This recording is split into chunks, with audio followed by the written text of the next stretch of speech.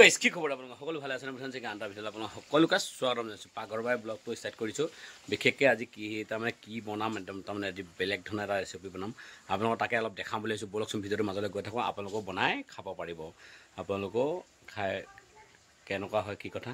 test কৰি পিনি জনাব আৰু ময়ো খাই পিনি আপোনালোকক টেষ্ট কৰি জনাম বলক ধুনীয়াছে ভিডিঅ'টো মাজলৈ গৈ থাকোঁ আনিব লাগিব বাহিৰৰ পৰা কিবা কিবি বস্তু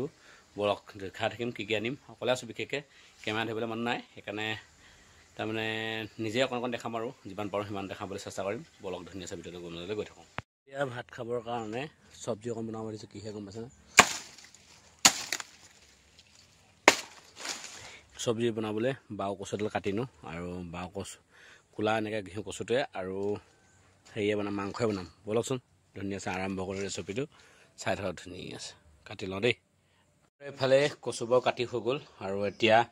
কচুবোৰ কাটি হোৱাৰ পিছত মাংস আৰু ৰচুন আদা পেষ্টটো বনাই লওঁ বলকচোন আৰু ৰচুন লৈ ল'লোঁ পিঁয়াজ লৈ ল'লোঁ আৰু লগতে আদা লৈ লৈছোঁ আৰু লৈ পিনি এতিয়া বনাম আৰু এয়া মাংস হাঁহ মাংস আৰু মান ধনিয়া আৰু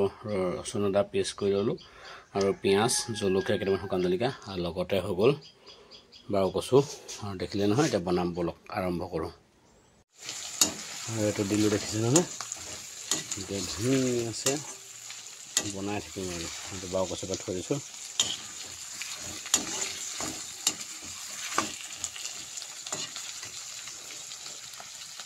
এনেকৈ আপোনালোকে বনাই খাই চাবচোন কেনেকুৱা লাগে কি কথা চাই থকা ধুনীয়া আছে আৰু খাব আপোনালোকে বনাই আৰু দেখিছেনে আৰু এতিয়া বাও কচুৱে আৰু মাংসই বনাই আছোঁ আৰু এইফালে মান ধনিয়া আৰু ৰচুনৰ পেষ্ট ধৰি অকণমান দেৰিকৈ দিম এনেকৈ আপোনালোকে কোনোবাই বনাই খাই চাবচোন আৰু এনেকৈ বহুত মজা লাগে দেখিছেনে একদম কালাৰ চব কি ধুনীয়া আহিছে একদম বাও কচুটো দি দিছোঁ ডাঙৰ ডাঙৰকৈ অলপ আৰু এতিয়া মই আজি প্ৰথম খাম আপোনালোকে খাই চাব এনেকৈ বনাই আৰু লগতে জলকীয়া চলকীয়া দি ধুনীয়াকৈ বনাইছোঁ আৰু দেখিছে কালাৰটো কি ধুনীয়া আহিছে দেখিছে নহয় চব দেখিছে আলুগুটিও দিছোঁ দুটা আপোনালোকে নিজৰ কথা আলুগুটি দিয়ে নিদিয়ে মই আলুগুটি দুটা দি দিছোঁ বাৰু বিশেষকৈ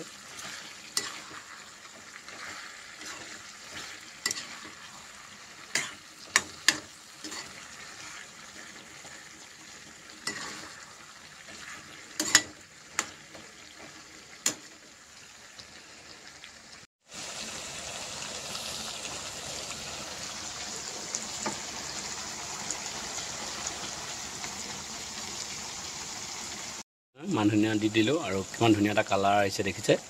আৰু এইটো কিহেকৈ বনাইছোঁ গম পাইছে আৰু বাৰু কচু আলুগুটি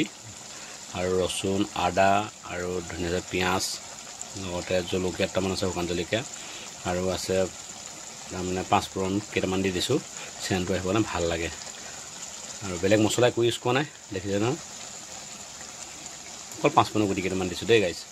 বিনা মছলাত বনাইছোঁ আপোনালোকে কমেণ্ট কৰি খালি জনাব হা আৰু এনেকৈ আপোনালোকে বনাই খাব পাৰিব কিমান এটা টেষ্টি হয় এতিয়া লৈ লৈছোঁ দেখিছে নহয় একদম পূৰা এই মাংস লৈ লৈছোঁ আৰু এইফালে পিঁয়াজ লৈ লৈছোঁ আৰু লগতে জলকীয়া এটা লৈ লৈছোঁ এইটো জলকীয়া আৰু কেনেকুৱা মজা আছে খাই চাওঁ দেই আজি প্ৰথম খাইছোঁ বাও কচুৱে আৰু হাঁহ মাংসই বঢ়িয়া হৈছে খাবলৈ বহুত মজা আছে আপোনালোকেও খাই চাবচোন সেই মাংস বহুত টান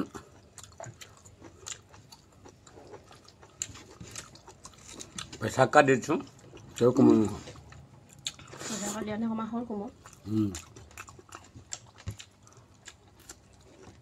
প্ৰেছাৰ কুকাৰ দিয়াৰ কাৰণে অকণমান কোমল হ'ল বাৰু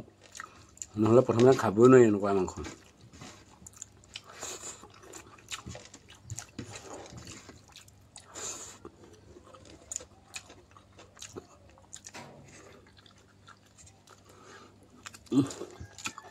বহুত টান দেখিছে নহয়